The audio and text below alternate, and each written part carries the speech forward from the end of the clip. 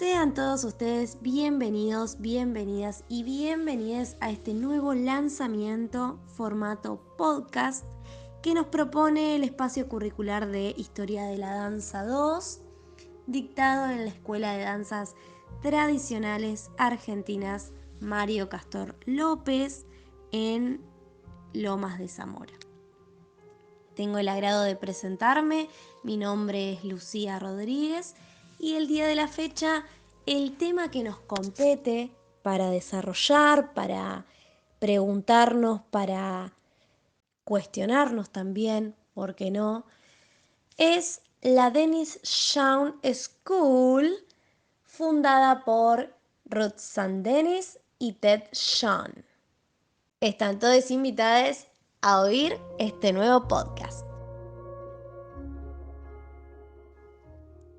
Considero que antes de empezar a desarrollar el tema que nos compete para el día de la fecha, es súper importante y súper necesario crear un contexto histórico, ¿sí? Comentar, para poder situarnos, ubicarnos en tiempo y espacio. La Dennis Shawn surge en un contexto de cambio y experimentación en el mundo de la danza a principios del siglo XX. Ruth St. Dennis y Ted Shawn fueron los fundadores de la escuela. Buscaban romper con las convenciones ya establecidas de la danza clásica y exploraron nuevas formas de expresión a través del movimiento. Su enfoque se basaba en la idea de que la danza podría ser una nueva forma de comunicación y expresión, más bien personal, más allá de la técnica y lo puramente académico. La Dennis Shawn fue muy famosa, fue una escuela muy famosa de danza. Se destacó por su enfoque en la expresión individual y la fusión de diferentes estilos de danza, ¿sí? Incluyendo danzas étnicas y tradicionales de todo el mundo. Muchos bailarines y coreógrafos destacados hasta el día de hoy pasaron por esta escuela, por este lugar, por esta institución, dejando un legado verdaderamente importante en el mundo de la danza. Podemos nombrar grandes, pero grandísimas exponentes, tales como Martha Graham, Doris Humphrey, Mary Wigman, personas súper importantes que han creado un estilo propio, por así decirlo, una forma, una metodología de enseñanza propia que las llevó a tener el reconocimiento que tienen hoy en día. Cabe destacar que en ese momento la danza moderna estaba enriqueciéndose y generándose gran repercusión a través de esta como una alternativa a la danza clásica. Y al tener una escuela generaba mucho más peso. Por eso la Dennis Shawn se convirtió en un importante centro de enseñanza y de experimentación de nuevos estilos, porque traía cosas nuevas, innovadoras.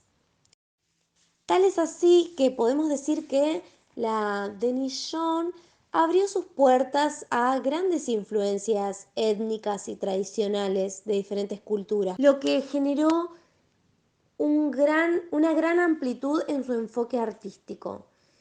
Tal es así que la Dennis Shawn fue un lugar de encuentro para bailarines, coreógrafos, artistas de todo el mundo, y su influencia se extendió mucho más allá de sus paredes y generó, mejor dicho, dejó huellas en la evolución de la danza.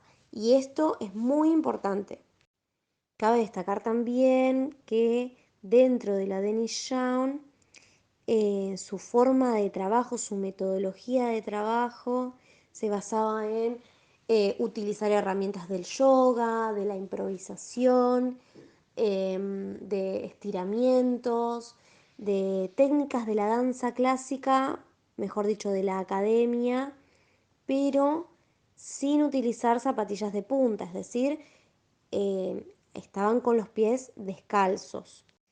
Dentro de la Denis Show partían de la filosofía de formar bailarines en cuerpo, mente y alma. Y es aquí donde a mí me gustaría hacer una detención para poder comenzar a cuestionarme, ¿sí? Preguntarme y seguir investigando más a fondo acerca de este lema, por así decirlo. Me hace mucho ruido a través de varias investigaciones que realicé, me empezó a generar mucho interés. em, ¿Qué concepciones tenían del cuerpo, de la forma en la que un bailarín debía presentarse? A raíz de este cuestionamiento que me surgió de las investigaciones, comencé a ir mucho más a fondo en esto, porque me hacía un poco de ruido el hecho de formar bailarines en cuerpo, mente y alma.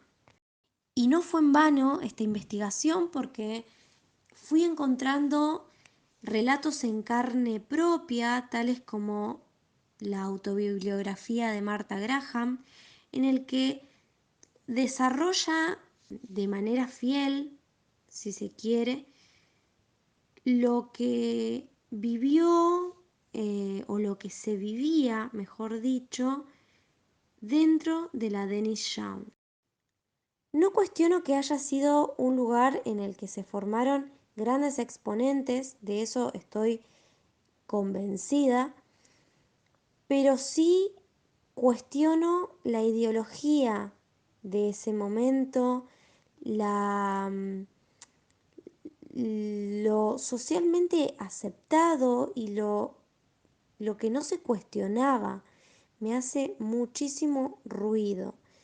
Es por eso que quiero empezar a hablar sobre este tema y empezar a desarrollarlo.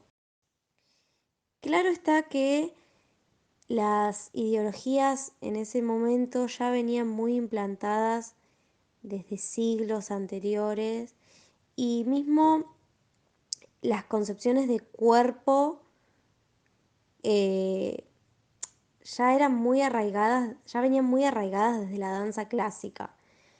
Ser la bailarina perfecta, flaca, eh, con el cuerpo ideal para desarrollar cierto tipo de danza, ¿no? Virtuosa. Con esto ya había empezado a romper Isadora Duncan, pero traído a la Denis Show al siglo XX, comenzamos a notar eh, ciertos comportamientos que particularmente me llamaron la atención. Por ejemplo, en la autobibliografía de Martha Graham llamado Memoria Ancestral, ella relata muy en carne propia todo lo que le tocó vivir dentro de esta escuela, dentro de este establecimiento. A ella le costó muchísimo ser lo que se la conoce como hoy en día, que es una gran exponente de la danza. Ella relata que al ingresar a la Denis Show era tildada por Ted Shawn y Ruth Saint Denis como una persona que nunca iba a lograr nada por el hecho de no tener el cuerpo ideal, la cara ideal, básicamente por no cumplir con los estándares de belleza del momento. Tal es así que Ruth Saint Denis no la considera una discípula directa de ella. Le han llegado a decir que por no tener un recorrido en danza, ella nunca iba a lograr nada, no iba a ser reconocida por nadie, y jugaron muy pero muy fuerte con su autoestima, sus ganas de seguir adelante con un sueño. Ella relata que se esforzó muchísimo por obtener el reconocimiento, le costó muchísimos años. Cuenta también, es muy importante esta parte, cuenta también que había una presentación muy interesante en la que necesitaban sí o sí una bailarina porque la que estaba no lo podía realizar al papel y ella tenía muchísimos deseos por ser parte de esa obra y se quedó toda una noche entera ensayando la coreografía para poder estar dentro de esa obra. Al día siguiente se la muestra a Ted Young y lo dejó anonadado, o sea, literalmente anonadado. Relata que no lo podía creer él y que a partir de ese momento comenzó a pisar un poco más fuerte dentro de la Danish Young. Esto no es solo un testimonio, hay muchos más. Los relatos de Martha Graham en este libro me parecen súper interesantes y súper importantes porque describen lo que nadie te dice, lo que no se encuentra en ningún lado. En muy pocos lugares pude encontrar relatos de esta magnitud. Hay uno muy importante también para relatar, que es que Martha Graham describe que para el ingreso a la escuela, muchas veces Ted Young le pedía a los ingresantes que le muestren fotos desnudos, desnudos para poder ingresar. Y con algunos tenía encuentros privados, estando en pareja con Ruth. ¿Entienden a lo que vamos? Cabe destacar también que en sus relatos Marta describe que Ted Young era una persona agresiva, que entre Ruth y Ted se llevaban muy mal y que tenían fuertes cruces. Y también Ted se las agarraba con los bailarines cuando se le chiflaba el moño. Y bueno, nada, era una persona muy desagradable. Lo que no quiere decir que Ruth también lo sea, porque era muy selectiva también y yo creo que bueno, los ideales de la época, el machismo y toda esa porquería. Reuní todos estos testimonios y los traje para poder desarrollarlos porque, ok, tenemos a la Danish Young, una institución, una escuela que formó bailarines inmensos con un gran prestigio, que tiene una gran importancia en la danza moderna, pero hay un trasfondo, hay algo que a mí no me cerraba y decidí traerlo porque me parecía interesante. Entonces, viendo y a través de todas estas investigaciones, me pareció importante generar un vínculo entre lo que pasa ahora y lo que pasó anteriormente, ¿no? Si estas situaciones se siguen reproduciendo en la actualidad, eh, ¿qué es, eh, qué es lo que se reproduce? Martha Graham nos dice que ellos jugaron muchísimo con su autoestima, con su psiquis, básicamente, porque que una persona tan importante en esa época te diga que no vas a llegar a nada y que no te va a reconocer nadie porque no tenés las herramientas para formarte en danza y ser una profesional, hizo que ella se replanteara muchísimas cosas.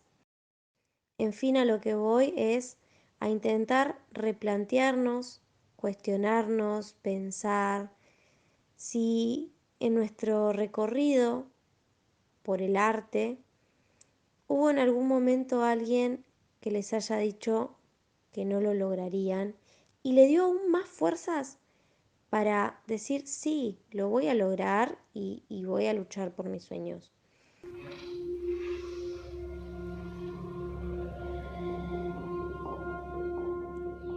Mi idea es traer este espacio de reflexión para ver cuántos de esos discursos se siguen repitiendo hasta el día de hoy y,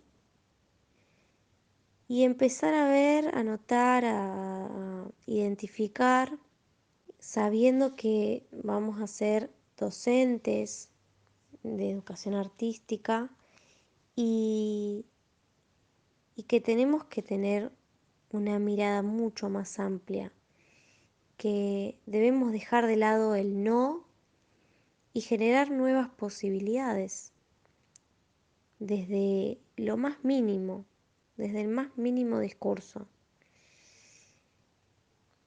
Es natural, creo, que el no siempre esté primero. ¿Por qué no generar otros caminos? Entonces traigo estos testimonios para poder reflexionar y, y ver qué podemos hacer con todo esto.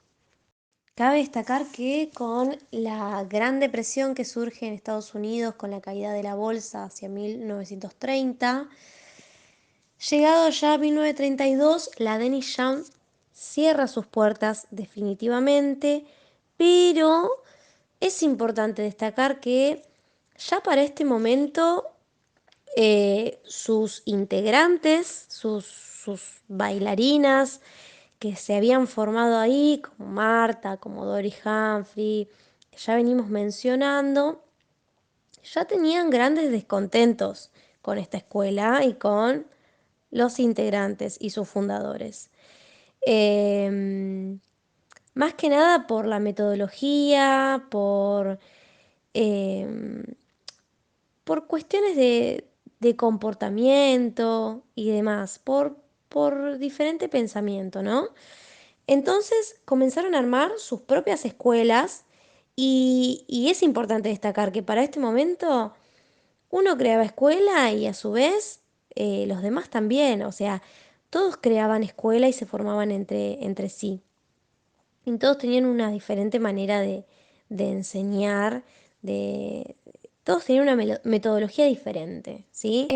También me parece interesante destacar que cierra la Denis Young y Ted Young, perdón, el mismísimo Ted Young, agarra sus cositas y se va a formar una compañía de danza solo para varones. O sea, dice, bueno, listo, es mi momento de brillar solo, con el machismo que me rodea, acá estoy. Y bueno, forma su compañía y es feliz y nada. Hay testimonios que dicen que seguía siendo bastante desagradable, incluso estando en su propia compañía. Algunos dicen que nada, que los minimizaba un montón también a los bailarines. Como que él quería ser la estrellita de todo, no sé. Me parece bastante insoportable. Pero bueno, no podemos negar que dejaron un legado bastante grande con su escuela, junto con Ruth. Pero bueno, yo quería traer estos testimonios para...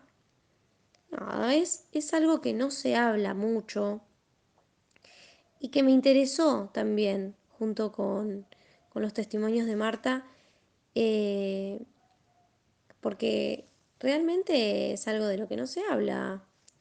Sucedió, pero nadie lo comentó más que Marta, que tuvo las agallas para decir todo sin pelos en la lengua. Así que la queremos. Gracias por esta data. Sin más que agregar, les agradezco por estar del otro lado, por oírme, por darme este espacio y sobre todo agradecer a la docente Laura Requejo por darnos estas actividades súper interesantes para realizar en formatos no convencionales. Así que muy contenta por la oportunidad.